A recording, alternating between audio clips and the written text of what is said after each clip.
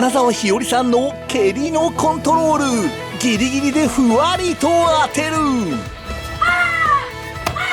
成海美代さんの少林寺拳法演武、強烈な裏拳が炸裂。今週のひよりエクスプレスは三つ星グローバル浅草店での公開収録。今回は2人に得意技を解説してもらいましょう。まずはひよりさんのすごい技術を伊藤先生に聞いてみましょう。ギリギリの素晴らしいコントロールの蹴りです。そんなできる。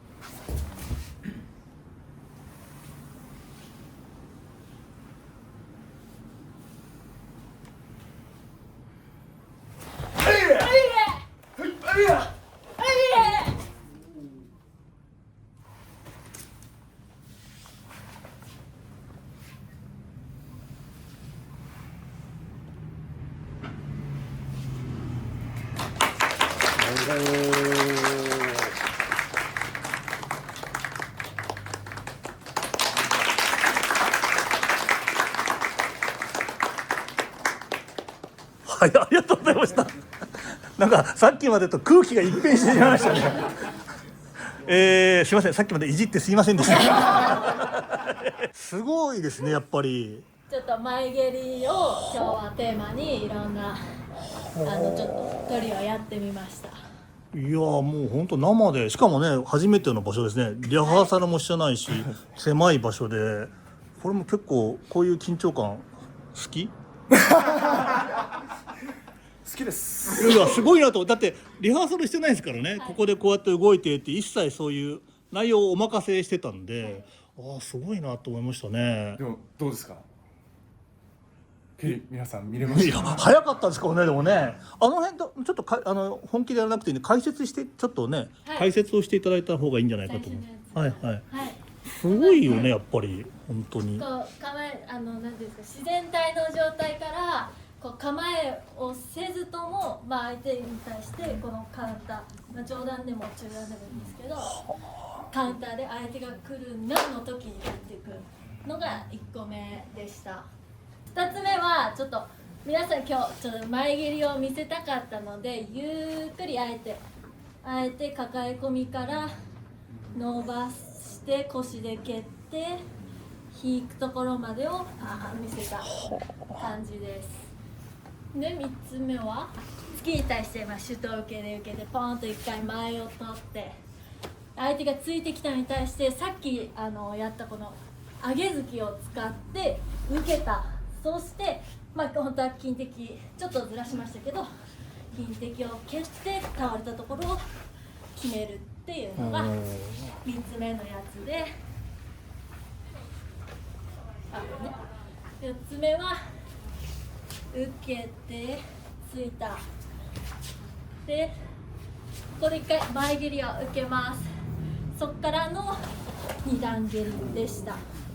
はい、で最後は 2回蹴ってる、前蹴りを2回蹴ってるっていう動きでした。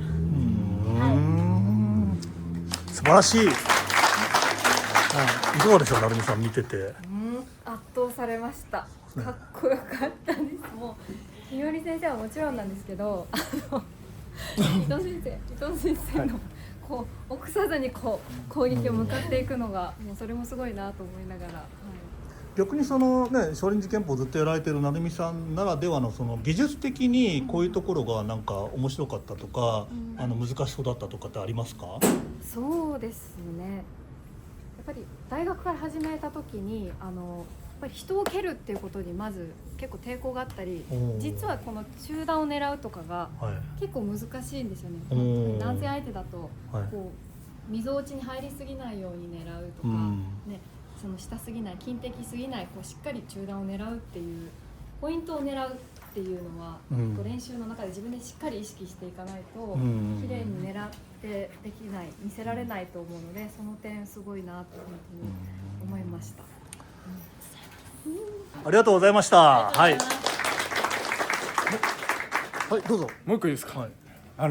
実ははい空手の蹴り、腰っていう硬いところで蹴るんですけど、こうですね。この指で蹴らない、ここで、まあ指も蹴るんですけど、それでさっきのターンとかもさっき入ったね。超綺麗でしたね。全然痛くないです。それが言いたかった。それが言いたかった。全然痛くないです。以上です。あ、以上です。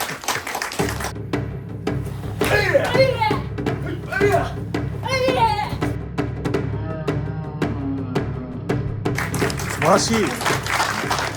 当てるののコントロールとかができるわけなんですか。はい、そうなんですよね。当てるのは実際簡単で、そこをコントロールするっていうのが寸止めの難しいところなので、寸止めだから使えないでしょとかっていう方いらっしゃるんですけど、そうじゃなくてそこまでもしっかりと自分でコントロールできるような技術を持ってるっていうことですよね。まあそうですよね。先ほどの伊藤先生のね逆突きの動きとか、今の日和さんのね動きとか見ると聞かないでしょとか多分誰も言わないと思いますまあ目の前で見ればですね、やっぱり映像とかだけで見てるとね分かりませんからね。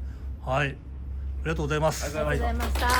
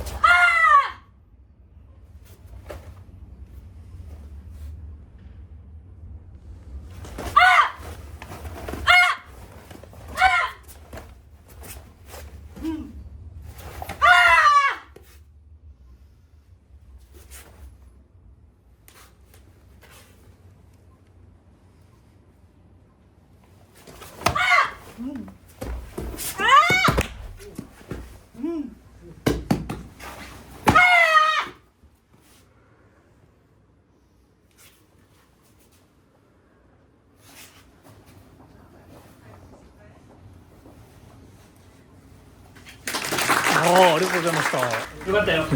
よかったよ。師匠がね。やっぱりね、師匠がいるとちょっとプレッシャーになりますよね。大変。はい。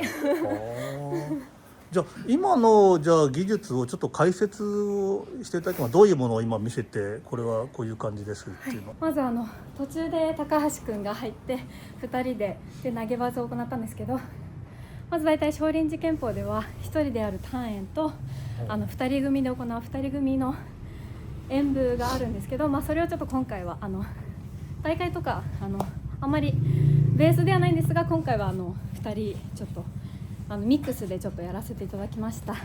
単独演武っていうんですかね、一人でやるやつ。はい、まず単独演武で初め披露させていただいたのは、高慢事件という技で、結構簡単に見えてちょっと難しい技なんですけど、まず最初にここで相手からの攻撃を少しかわしながら上中突く。で下受け、この下受けもしっかり腰を入れながらパンと受けます。でこの中に大きく内受けをする。ここもしっかりかわします。相手からのやっぱりこの真ん中から相手攻撃してくるので、それをしっかりかわしながら中段つく、蹴る。で1回。結構ちょっと高カロリーな技になります。でこの後は私が考えた今度ツバメ返しという技を入れているんですけど、手刀で相手のこの首を狙う。で中段つく。二段蹴りからの振り突き、裏剣は結構好きで得意技なんですけど、しっかりここで手の腕だけではなくてしっかりここの引き手も使いながらちょっと春日のイメージでしっかり裏きます。でこの後に抜き技で袖を掴まれたりした際のターンをやってたんですが、袖掴まれたら手刀を入れます。この後に大きく逆のハテナを描くようにしっかり腕を大きく回して、これ初めにやってた電車の S 字ですね。このかけてこの技も入れていました。最後にやったのは片手投げという技で、ここの手で結構重砲系はここ使うんですけど、ここで相手のここに急所があるので、ここを長寿でと攻めて肩を送る、その間に相手を飛ばすというざっくりこういった技になります。どうですひよりさん今見てて。迫力、あと気合多いですね。シンプルにそう思ってたんですけど、型というか一人でやる時も気合はあんだけ入れるんですか？そうですね、最初あえて減らしてたんですけど、あ、そうなんですまだもうちょっと、はい、もっとちゃあるんですね。んと作る時に、はい、気合出したりします。結構出しますね、もう。迫力がありました。やはり少林寺拳法っていうのはこの合法っていうこのついたり蹴ったりするのと、関節技を決めたり投げたりする重法っていうのが両方こう入っている動きだから非常に複雑でなんか、立体的ですよね。だから撮影する側からするといつも撮影が難しいんですよね。はい、いろんな方向にこう動くから、だから結構だから難しいですよね。だから少林拳法って多分。もうすごいですよね。でもね。あとこの縦剣